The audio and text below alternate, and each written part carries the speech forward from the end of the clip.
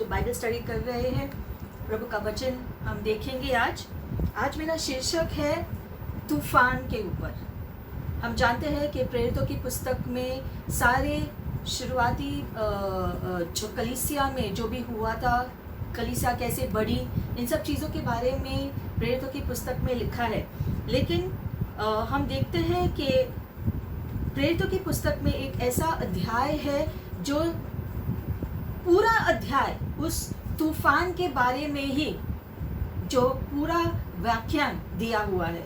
तो परमेश्वर ने एक पूरा अध्याय तूफान को दर्शाने में और इस तूफान के बारे में हमें बताने के लिए क्यों डाला है, क्योंकि परमेश्वर भी जानते हैं कि मनुष्य हर प्रकार के तूफान से गुजरता है और तूफान हमारे जीवन का हिस्सा होता है।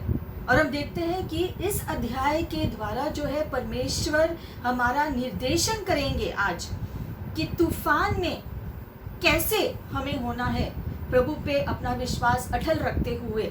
हालांकि हमारे चारों ओर जो भी आज हम देखते हैं जो हो रहा है, ये कोरोना का और जो भी हो रहा है, ये भी एक प्रकार का तूफान जैसा है जो पूरे विश्व भर को घेरे हुए है। इस तूफान में भी हमें क्या करना है, ये हम इस अध्याय से आज सीखेंगे। हालेलुया। आइए हम सीधे वचन में जाते हैं। आज मेरा अध्याय है प्रेरितों की पुस्तक 27 अध्याय। पूरा 27 अध्याय जो है इस तूफान के बारे में लिखित है। हम देखते हैं प्रेरितों की पुस्तक में जो है पौलुस काफी सारे यात्राओं को करने में उसका अनुभव है। वो काफी सारे जो यात्रा किया है, जो समुद्र यात्रा भी किए हैं, जैसे जैसे अलग अलग जगह पर जाकर उसने प्रचार किया, तो उसने काफ़ी सारी चीज़ें देखी है और जो समुद्र में भी तूफानों का सामना किया होगा। और हम देखते हैं कि हमारे जीवन में भी ऐसे जो है तूफान उभरते रहते हैं, जैसे कि समुद्र यात्रा की तरह। कभी कभी शांत पानी होता है, हवा धीमे से चलती है और सारी चीज़ें अच्छी दिखती है, सूरज चमक रहा है, हम सोचते हैं हमारा जीवन बहुत अच्छा है। ऐसे समय आते हैं हमारे जीवन में, उन समय के लिए हमें प्रभु को धन्यवाद करना चाहिए कि प्रभु आपने ऐसे खुशहाल जीवन या खुशहाल दिन हमें दिए हैं, उसके लिए धन्यवाद। लेकिन ऐसे भी कभी कभी दिन आते हैं जब हम तूफान में फंसे हुए होते हैं, तब हवा तेजी से चलती है, सूरज जो है दिखाई नहीं देता, आकाश में अंधेरापन छा जाता है और हमें ऐसा लगता है कि इस तूफान में हम डूब जाएंगे। ऐसे परिस्थितियों में प्रार्थना करके प्रभु पे विश्वास करना ही हमें उस तूफान से बाहर ले आ सकता है।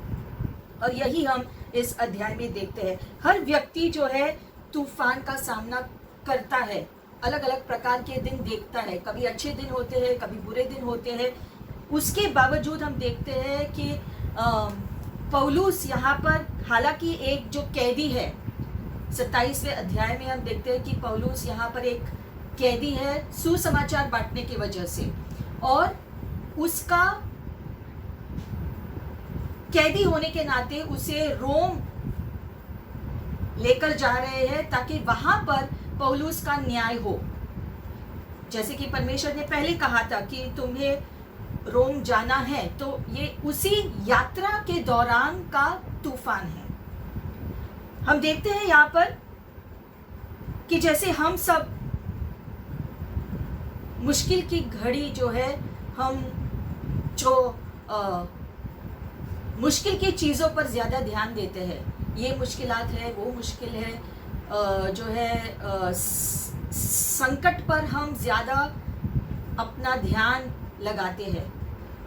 लेकिन हम देखते हैं कि पौलुस ने जो है हर अवसर, हर जो संकट में अवसर को खोजा प्रभु का कार्य करने के लिए। फिर से मैं दोहराऊंगी, हम हमेशा अवसरों में मुश्किलों को देखते हैं, लेकिन पौलुस ने मुश्किल में अवसर को देखा। आमीन। और हमें भी यही करना है, चाहे मुश्किलात की घड़ी जो भी हो, उसमें भी अवसर देखना है कि हम परमेश्वर के साथ रहकर क्या कर सकते हैं, खुद का बचाव भी कर सकते हैं और दूसरों को भी कैसे हम बचा सकते हैं। हम देखते हैं प्रेरितों की पुस्तक 16 अध्याय में जो है, पौलुस जो बंदीगृह में है सिलास के साथ, उसके बावजूद वो लोग गीतों को गाते हैं, स्तुति आराधना कर रहे हैं। मुश्किल की घड़ी है लेकिन पौलुस स्तुति आराधना कर रहा है, अवसर मिला है उसे स्तुति आराधना करने के लिए, तो उसने उस अवसर को नहीं छोड़ा। प्रेरितों के काम जो है हम देखते हैं 26 अध्याय में, अग्रिप्पा राजा के सामने जो पौलुस गया था उसके न्याय कक्ष में, वहां पर उसका न्याय करने के लिए उसे वहां लेकर गए थे।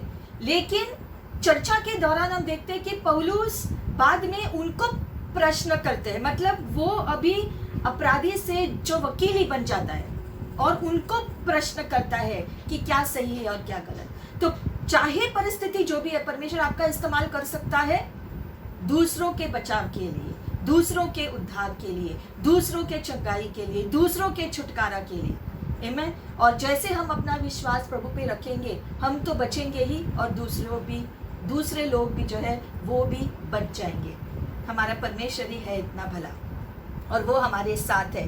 हम देखते हैं परमेश्वर के वचन में, उससे पहले ये जान लेंगे कि तूफान 4 तरीके के होते हैं।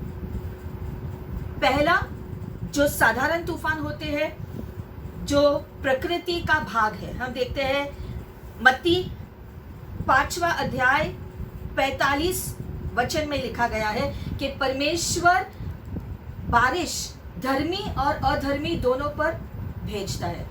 तो नैसर्गिक रीति से जो तूफान आते हैं वो सबके ऊपर आता है, और ये जो है तब तक हम देख पाएंगे जब तक हम इस पृथ्वी पर हैं, तब तक ये तूफान उभरते रहेंगे। ये नैसर्गिक है, साधारण है। दूसरा जो तूफान है वो है ऐसे तूफान जो हमारे मूर्खता से निर्माण होता है, हमारे मूर्ख कार्यों से निर्माण होता है। ये दूसरे तरीके का तूफान होता है, जैसे कि योना 1:3। योना 1:3 में हम देखते हैं कि योना के अनाज्ञाकारी होने की वजह से योना ने परमेश्वर की उपस्थिति से दूर भागना चाहा। परमेश्वर ने जो कहा था वो नहीं करना चाहता था। मूर्खता है, और इसी मूर्खता में हम देखते हैं उसकी वजह से समुद्र में तूफान आया, और जिस जहाज में वो जा रहा था तूफान आने की वजह से वो डूबने लगा। लेकिन बाद में योना ने कहा कि मुझे फेंक दो, और तुरंत ही समुद्र शांत हो गया, मछली आकर उसे निगल गया, और फिर अल्टीमेटली उसने वही चीजें की जो परमेश्वर ने चाहा। शुरुआत में उसने नहीं सुना, लेकिन बाद में क्योंकि उसने परमेश्वर को हाँ कहा मैं करूंगा, इसलिए वो बच गया। और हम जानते हैं बाद में निनवे की कहानी। ये है योना। ये तूफान आया था क्योंकि उसने आज्ञा का पालन नहीं करना चाहा, इसलिए वो तूफान उभरा था और वो जहाज भी डूबने लगा था उसकी मूर्खता की वजह से। तीसरा जो तूफान उभरता है वो परमेश्वर हमारे विकास के लिए ले आता है। ऐसे भी तूफान होते हैं जो हमारे विकास के लिए होते हैं, परमेश्वर के राज्य के बढ़त के लिए होते हैं। हम देखते हैं इस बात को मत्ती 8वां अध्याय 23 वचन में हम देखते हैं यीशु शिष्यों को कहते हैं कि आओ हम नाव में चले। हालांकि यीशु जानते थे वो परमेश्वर भी है और मनुष्य भी, वो जानते थे कि तूफान होगा, फिर भी वो शिष्यों को नाव में लेकर समुद्र में जाते हैं। शिष्यों को वो सिखाना चाहते थे, उनका अनुशासन करना चाहते थे, उनको कुछ सीख देना चाहते थे, उनका विश्वास बढ़ाना चाहते थे। आमीन। हम जानते हैं वो कहानी, और क्योंकि यीशु उनके साथ नाव में था उनको कुछ नहीं हुआ। हालेलुया। और जब तक यीशु हमारे नाव में है हमें कुछ नहीं होगा। जब तक हम प्रभु की इच्छा के अनुसार अपना जीवन जी रहे हैं तब तक कुछ नहीं होगा। और अगर हम प्रभु की इच्छा के अनुसार चलते हैं, इसके बावजूद अगर तूफान आता है तो वो हमारे अनुशासन के लिए होगा, हमारे विकास के लिए ही होगा। कोई भी तूफान हमें डुबा नहीं सकता है अगर परमेश्वर हमारे नाव में है। अगर यीशु हमारे नाव में है तो हमारा जहाज कभी नहीं डूबेगा। इसी का एक भाग सताव भी है। बाइबल कहता है कि यीशु के नाम की वजह से अगर आपको सताव का सामना करना पड़े तो दुखी मत होना, बल्कि खुश होना, क्योंकि यीशु के नाम के लिए आपको इस सताव का सामना करना पड़ रहा है। इससे आपका उद्धार होगा और बहुत सारे लोगों का उद्धार होगा। हम जानते हैं शुरुआती कलीसिया में जो है सारे प्रेरितों ने भी जो है सताव का सामना किया, और आज हम जानते हैं उसका असर क्या है कि विश्व भर में आज सुसमाचार फैल गया है। उसी सताव की वजह से वो यरूशलेम छोड़ दुनिया के कोने कोने में गए प्रचार करते हुए। तो सताव यानी कि तूफान, अगर हम परमेश्वर की इच्छा में हैं तो तूफान हमारे हित के लिए ही होगा, हमें आगे बढ़ाने के लिए होगा, परमेश्वर के राज्य को बढ़ाने के लिए होगा। आमीन। लेकिन चौथा तूफान ऐसा भी तूफान है जो दूसरे ले आते हैं हमारे जीवन में, दूसरों की गलती की वजह से वो हमें इस तूफान में खींचकर ले जाते हैं, और हम ऐसे तूफान में फंस जाते हैं जो दूसरों की गलती की वजह से होता है। यही उदाहरण है इस अध्याय का, प्रेरितों के काम 27 अध्याय। हम 9 वचन से देखेंगे। हम देखते हैं यहाँ पर कि पौलुस, जैसे मैंने कहा कि वो एक कैदी है और उसे यात्रा करने का खूब अनुभव है, और इसीलिए जो है वो लोगों को वहाँ पर चेतावनी देता है कि हमें अब समुद्र में नहीं जाना चाहिए, लेकिन उसकी बात कोई नहीं मानता है। पौलुस ने उस सूबेदार को कहा जिसके नीचे वो था, जो सूबेदार था उसके नीचे काफ़ी सारे जो कैदी थे, उसमें से एक जो पौलुस था। तो पौलुस ने जो है सूबेदार को कहा कि हमें नहीं जाना चाहिए क्योंकि मौसम अच्छा नहीं है, लेकिन सूबेदार ने उसकी बात नहीं मानी। इसी प्रकार से बहुत सारे लोग, बहुत सारे बच्चे अपने माता पिता की गलती के वजह से तूफानों में फंस जाते हैं। माता पिता गलती करते हैं या पति गलती करता है, तूफान ले आता है, और उस तूफान में जो बच्चे पिसते हैं, जो पत्नी है वो फंस जाती है। और इसीलिए बहुत ही चौकन्ना रहना है, खास करके जब हम निर्णय लेते हैं कि हमें क्या करना है क्या नहीं करना है। प्रभु से निर्देशन पाना बहुत ज़रूरी होता है, और जब परमेश्वर हमें कुछ कहता है तो हमें सुनना चाहिए, ना कि हमारी इच्छा से चलना। बहुत सारे टाइम जो अधिकारी हमारे ऊपर होते हैं वो हमें कुछ चीज़ों में खींच कर ले जाते हैं, या सरकार जो है या सांसद में अलग अलग प्रकार के निर्णय लिए जाते हैं जो बुरे होते हैं, और उसमें हम फंस जाते हैं और हम कुछ नहीं कर पाते हैं क्योंकि वो हमारे ऊपर के अधिकारी होते हैं। लेकिन उनके गलत निर्णय की वजह से जो है दूसरे जो है इसमें पिसते हैं, दूसरों को परेशानी का सामना करना पड़ता है। कभी कभी हम सोचते हैं कि कुछ ऐसे कानून जो बनते हैं, गलत निर्णय जो सांसद लेते हैं, तो हम सोचते हैं कि काश मैं यहाँ पर इसमें कुछ निर्णय ले सकता, काश कि मेरी इच्छा से मैं जो है इस बात का निर्णय ले पाता प्रभु से निर्देशन पाकर। लेकिन कभी कभी चीज़ें हमारे हाथों में होती ही नहीं हैं, तो क्या करें ऐसे टाइम पर? प्रभु पर विश्वास कायम रखें और उसके अनुसार चले।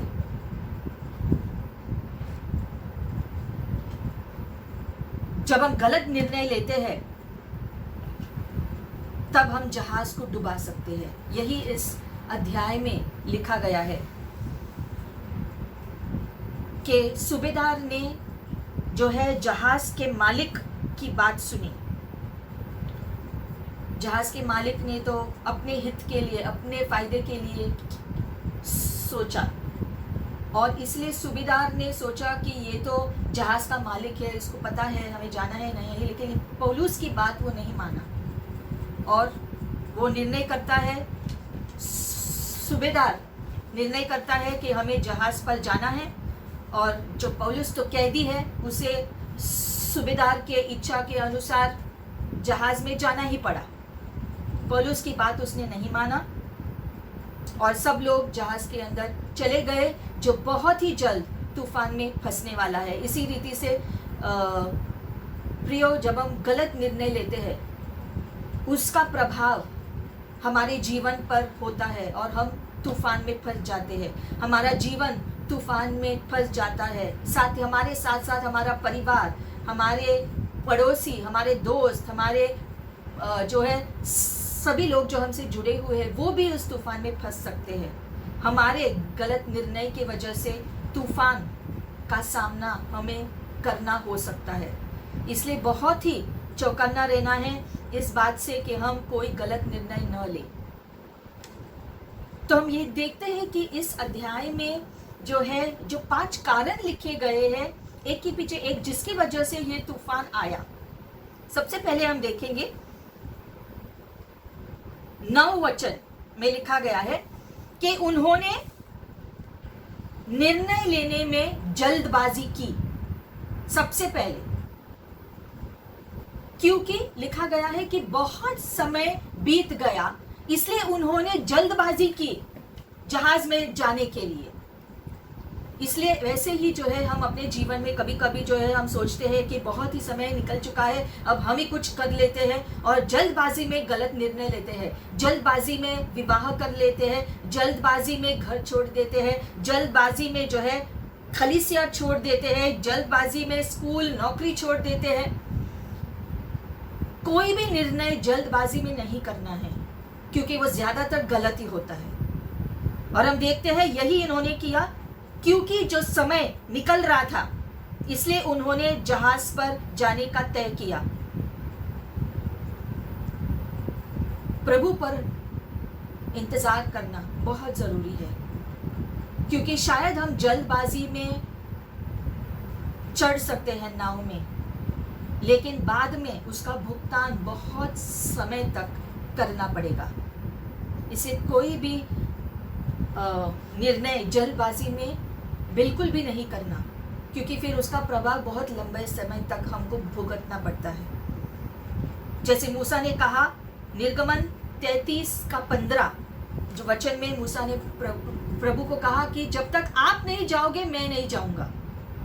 तो जल्दबाजी नहीं करो, रुके हुए रहो। प्रभु जैसा निर्देशन करता है वैसा करो।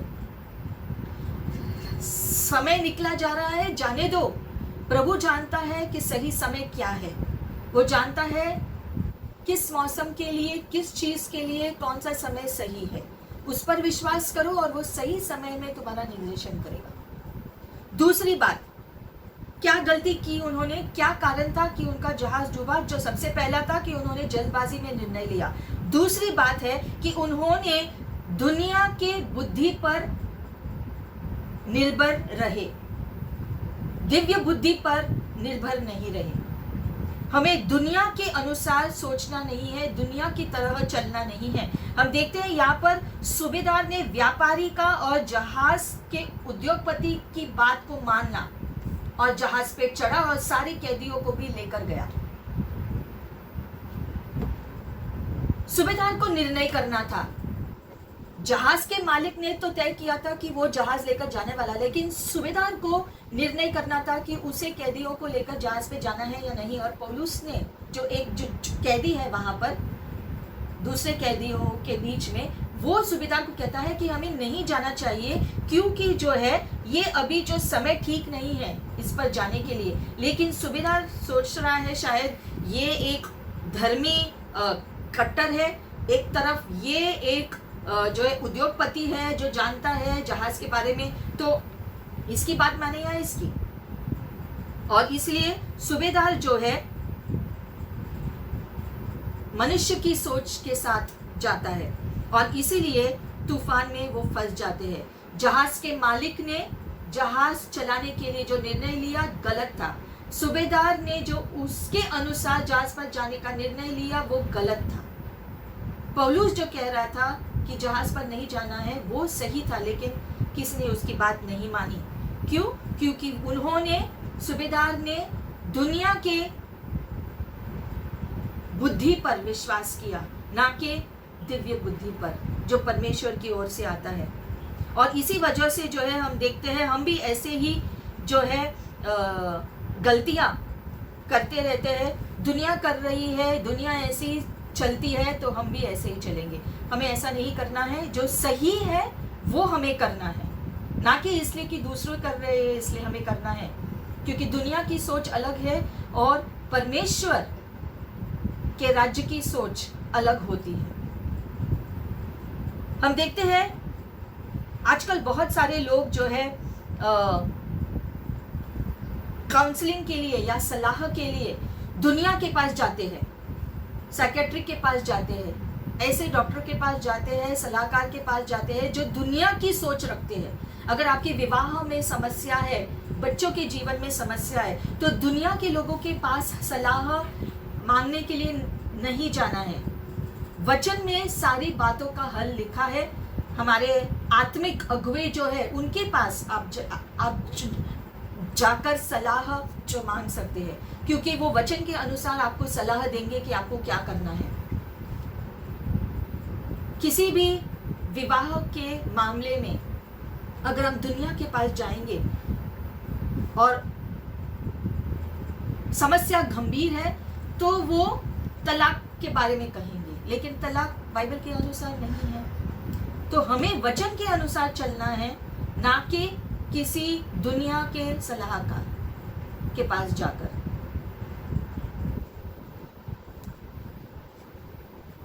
तीसरी बात जो उन्होंने किया जिसकी वजह से जहाज डूबा, और वो है आसान रास्ता उन्होंने लिया।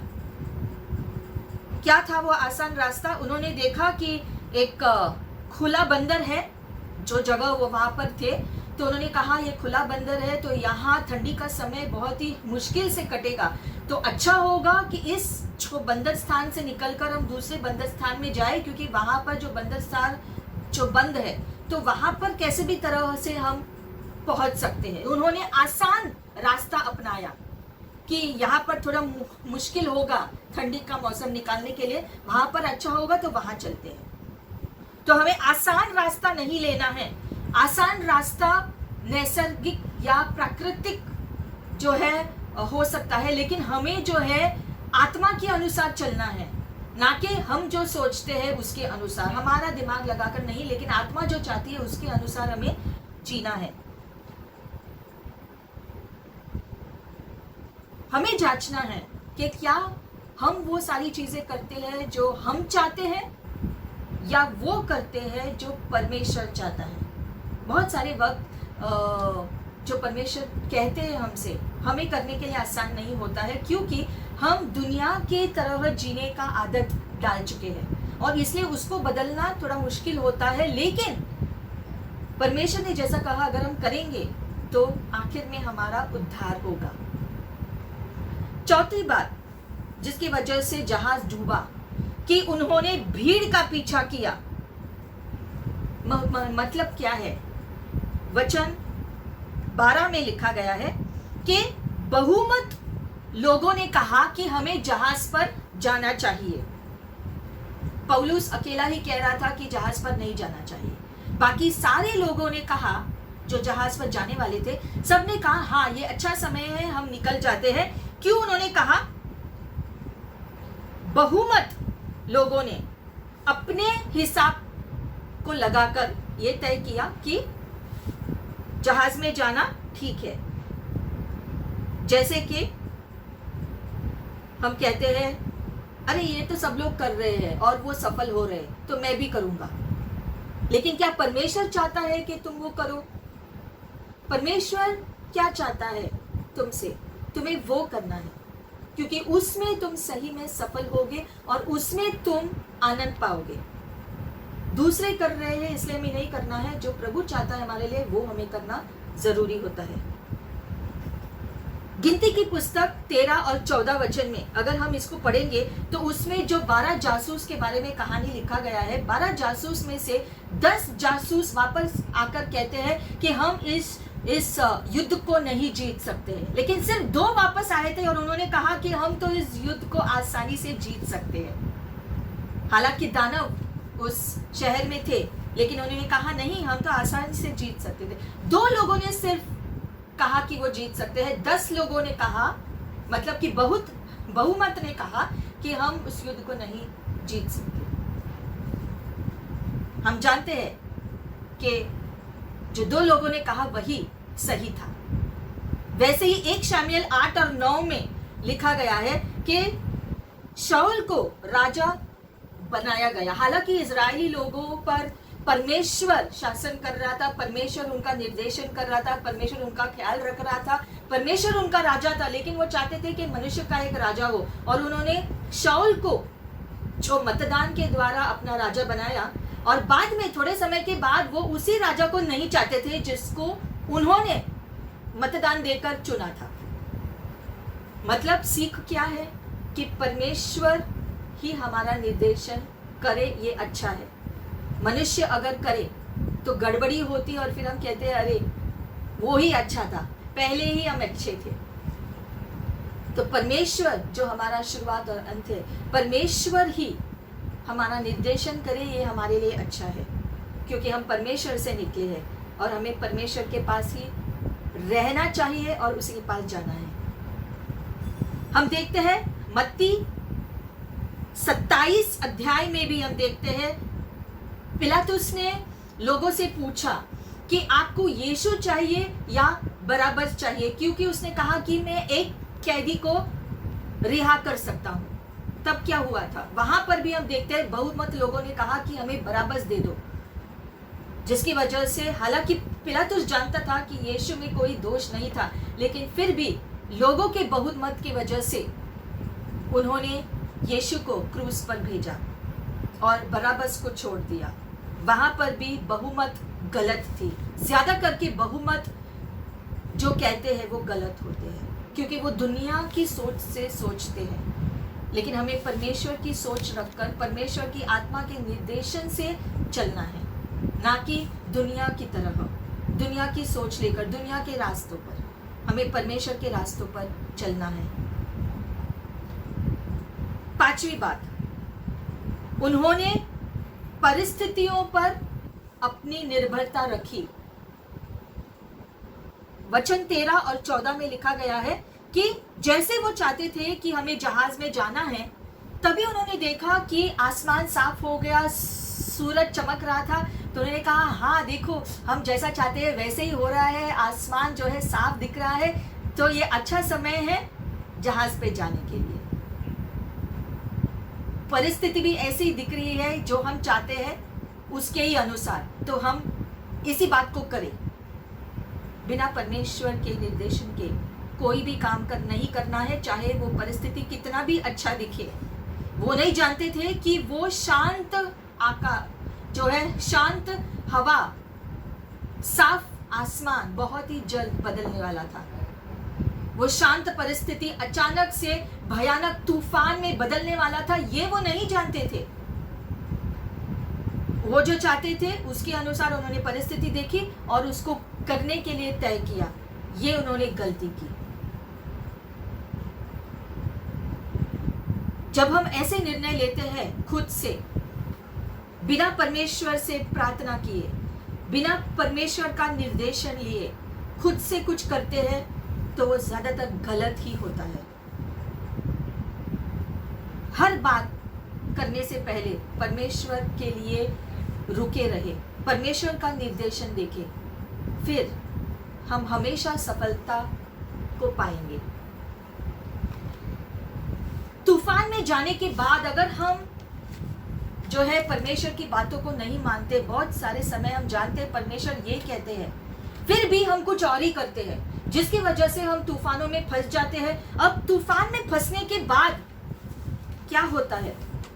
सबसे पहले वचन 15 में लिखा गया है कि वो उस तूफान को संभाल नहीं पाए। वचन 15 में लिखा गया है कि वो लोग उस तूफान को संभाल नहीं पा रहे थे। एक बार चीजें हाथ से निकल गई तो फिर हम चीजों को संभाल नहीं पाते, फिर हम कहते हैं अरे कहां फंस गए। चीजें धीरे धीरे से हमारे हाथों से फिसलती जाती है और हमारे कंट्रोल में नहीं होता, हमारे नियंत्रण में नहीं होता है। धीरे धीरे चीजें जो है धुंधली पड़ जाती है। दूसरी बात 16 और 17 वचन में लिखा गया है कि उनका परिश्रम भी और ज्यादा बढ़ने लगा। बहुत सारे कोशिश करनी पड़ी उनको, खुद को सुरक्षित रखने के लिए। उनका परिश्रम बढ़ा तूफान में होने की वजह से। नीति वचन 13:15 कहता है कि अपराधी का रास्ता बहुत कठिन होता है।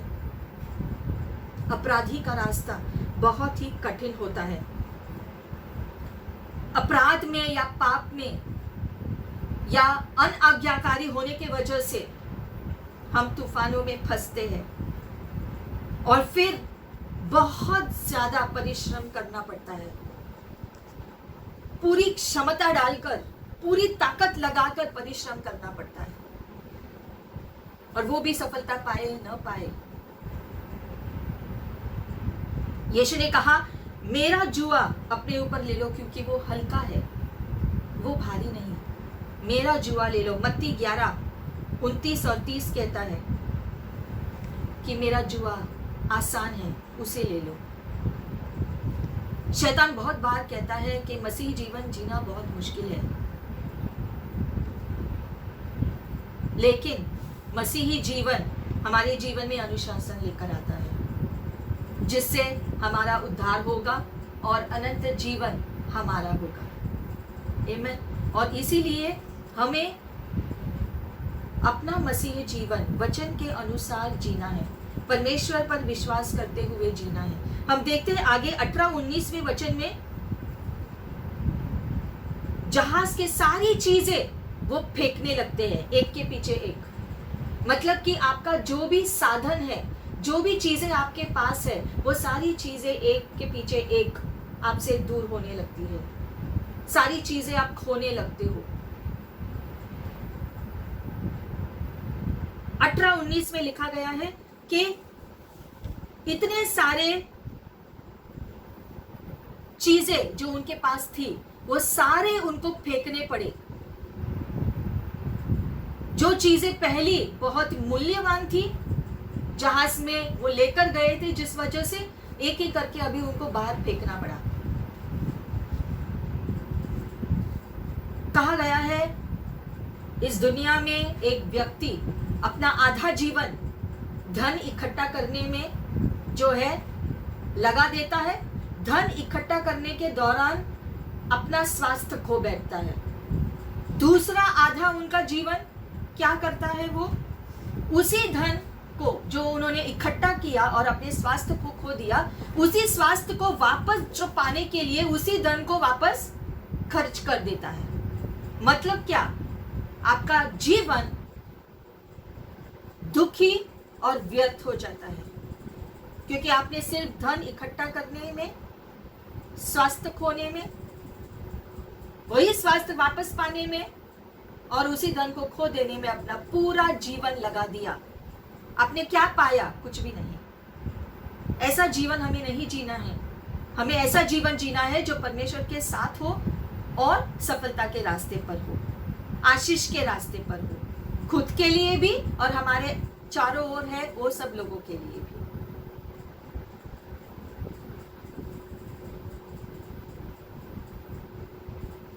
भजन संहिता जो 35 अध्याय 27 वचन में लिखा गया है कि परमेश्वर आनंद रखता है अपने दासों की उन्नति में। परमेश्वर अपने दासों की उन्नति में खुश होता है। लेकिन यहाँ हम देख रहे हैं इस तूफान में होने की वजह से उनके सारे साधन व्यर्थ जा रहे हैं। तूफान में होने की वजह से सारी चीजें जब चली जाती है, क्या होता है? सारी आशा खो जाती है।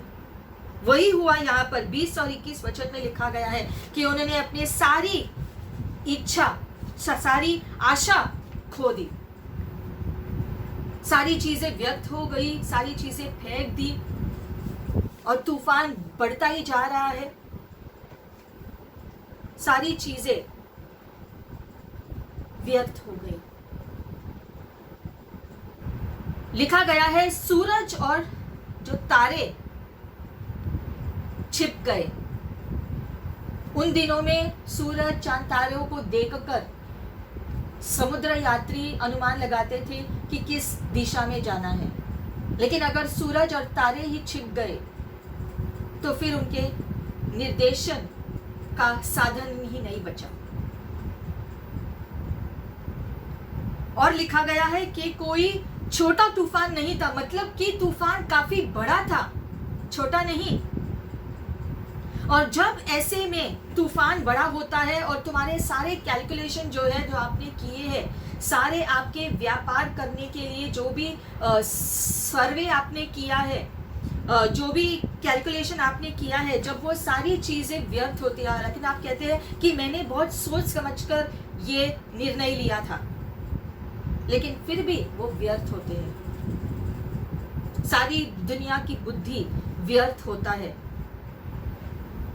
और फिर हम सोचते हैं कि काश मैंने पहले ही जो दूसरों ने कहा था मैंने सुना होता, तो मैं आज इस स्थिति में नहीं होता। पहले ही अगर उन्होंने पौलुस की बात मानी होती तो वो इस तूफान में नहीं फंसते। लेकिन आज पौलुस की बात न मानने की वजह से हम देखते हैं वो तूफान में फंसे हुए हैं। सारी चीजें उन्होंने खो दी, आशा भी खो बैठते हैं। क्या करें अब, उनके नियंत्रण में कुछ नहीं है, जहाज यहाँ वहां जा रहा है, डूबने के कतार पर है। और जब पूरी आशा खो जाती है तो क्या करें, हमें लगता है अब कोई रास्ता नहीं बचा, क्योंकि सारी चीजें फेंकने के बाद भी वो डूब ही रहे हैं। बचने का कोई रास्ता दिखाई नहीं दे रहा है। ऐसे में क्या करें? क्या अंत है इस कहानी का? नहीं। आगे बचाव का रास्ता है परमेश्वर। और इसीलिए हम देखते हैं कि ऐसे जब हम ऐसे परिस्थिति में होते हैं, जब कोई आशा दिखाई नहीं देती है, तब रास्ता परमेश्वर है। यीशु वो रास्ता है, क्योंकि मार्ग, सत्य और जीवन यीशु है। हर तूफान से वो हमें निकाल सकता है, हर तूफान से वो आपको निकाल सकता है। आमीन। हम देखते हैं आगे 22 से 25 वचन में लिखा गया है कि पौलुस उनको प्रोत्साहन देता है और कहता है परमेश्वर पर विश्वास करो। पौलुस उनको कहता है कि चीजें तो चली गई है, लेकिन तुम्हारा जीवन खत्म नहीं होगा, परमेश्वर पर विश्वास करो। आज ये शब्द हमारे लिए है कि चाहे चीजें हमने खो दी हो, हमारी मूर्खता की वजह से, दूसरों की मूर्खता की वजह से, लेकिन परमेश्वर पर विश्वास करो, आप डूबोगे नहीं। आपका जीवन परमेश्वर सुरक्षित रखेगा। परमेश्वर में विश्वास करके प्रोत्साहन पाओ आज के दिन, जैसे कि पौलुस ने उनको कहा। और चाहे तूफान कितना भी बड़ा हो, धीरज रखो और विश्वास करो परमेश्वर पर। शायद आप फिर सोच रहे होंगे कि आपको क्या पता कि मैं किस स्थिति से गुजर रहा हूं, लेकिन परमेश्वर को पता है।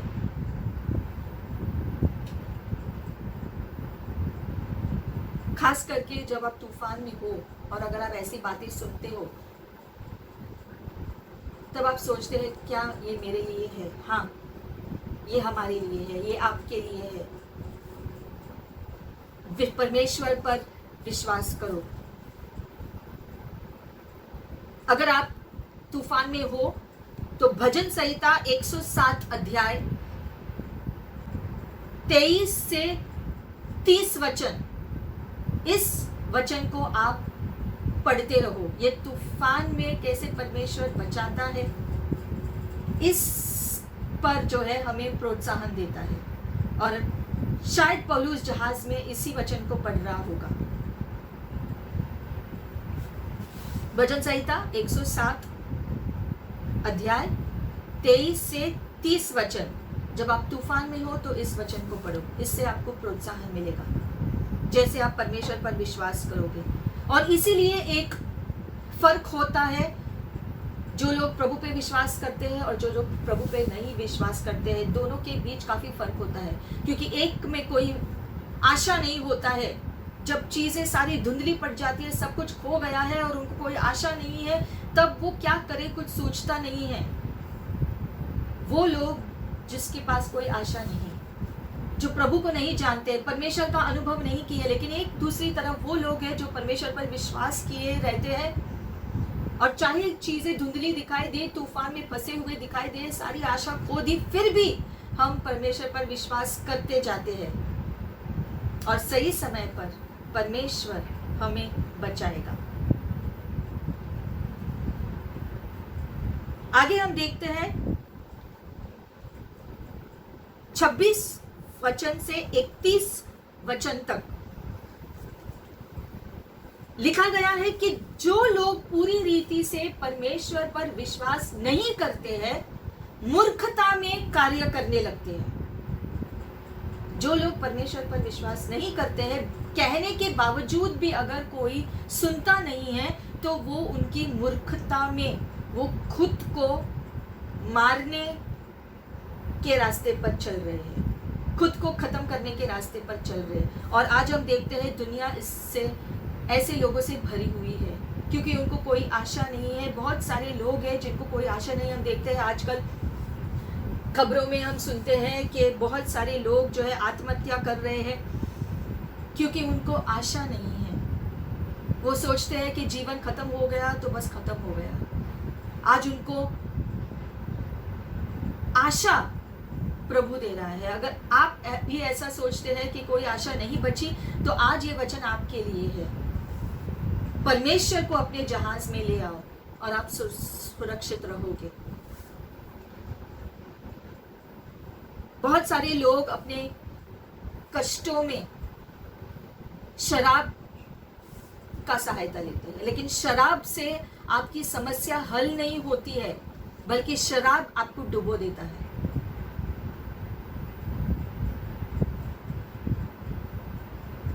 बच्चे घर छोड़कर भाग जाते हैं, पति पत्नी तलाक लेते हैं। ये सारी बातें वो करते हैं अपने मूर्खतापन में।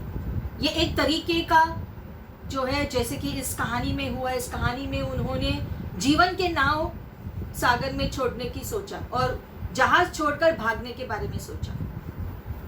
तो जीवन में जब तूफान आते हैं, तब उससे हमें भागना नहीं है, क्योंकि इससे हम डूबेंगे ही। पौलुस ने उनको चेतावनी दी कि तुम्हें ये नहीं करना है, क्योंकि अगर तुम इस जीवन के नाव में जाओगे तो तुम जरूरी मर जाओगे। जहाज में ही रहो। आप जैसे है प्रभु को पकड़कर, प्रभु पर विश्वास किए हुए पकड़कर रहो। प्रभु को पकड़े हुए रखो, विश्वास करो, वो आपको बचाएगा।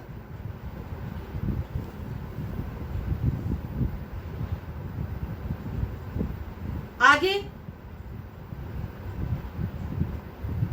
32 वचन से 27 वचन 32 to 37 में लिखा गया है, कैसे परमेश्वर ने उनको फिर से स्थापित किया, क्योंकि उन्होंने पूरा विश्वास रखा, पौलुस का कहना माना और विश्वास किया परमेश्वर पे, इसीलिए वो बच गए। पौलुस ने उनसे कहा कि आपको जहाज छोड़कर नहीं भागना है। और जब उन्होंने पौलुस की बात मानकर रस्सियों को काटा, तब हम देखते हैं पौलुस ने उनको आग्रह किया कि वो कुछ खाना खाए। जब बहुत सारे तूफान का सामना हम करते हैं, बहुत परिस्थिति बुरी होती है, तब खाने पीने का मन नहीं करता है। वैसे ही यहाँ पर भी इन लोगों ने बहुत दिनों तक खाया पिया नहीं, और पौलुस उनको फिर आग्रह करता है कि तुम कुछ खा लो, प्रभु पर विश्वास रखो।